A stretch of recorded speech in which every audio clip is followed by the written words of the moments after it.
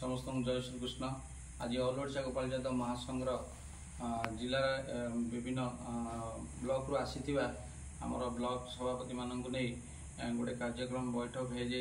जगतसिंहपुर नुहाट नुहाट सोमनाथ मंदिर ठारे आज बैठक मुख्य आलोचनार विषय था जे गाँ गाँव में गोचर भूमि उपरे जबरदखल चलती सरकार विभिन्न प्रोजेक्ट चली जहाँफल आज गोपाल मैंने जो मैंने रही दुग्ध चाषी मैंने रही जो मैंने गोपालन कर निजर जीवन जीविका निर्वाह कर मुख्य चाष रही गोमाता बा दुग्ध चाष गोमाता मानक से चरिया कि गाँ मानक सब गोचर जमी थी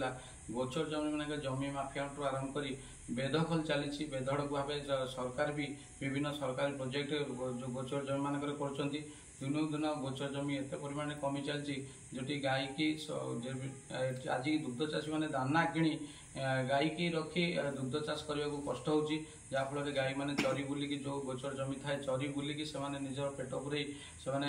क्षीर दिखती जहाँ नहीं मैंने बिके निजर गुजराण मेटाती आज से गोचर जमी को जमी माफिया आरंभ कर विभिन्न कंट्राक्टर आरंभ कर गाँव में प्रतिपत्ति लोक मान आरंभ कर सरकार आरंभ कर समस्ते जार मालिकाना कहीं ना भावी से कौन कर से जमी को जबरदखल करुँच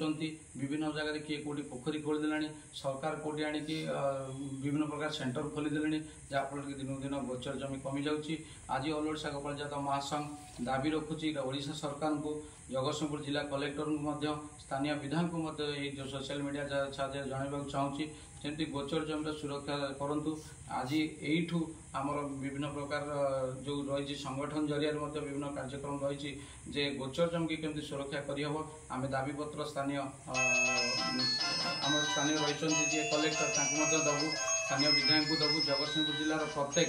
ब्लॉक रे ब्लॉक स्तरीय अधिकारी मानक दबू आपण मानक ये अनुरोध ऑल ओडिशा गोपाल यादव महासंघ तरफ गोचर जमीर सुरक्षा समस्त लगी रहतु। जय श्रीकृष्ण जय गोपाल।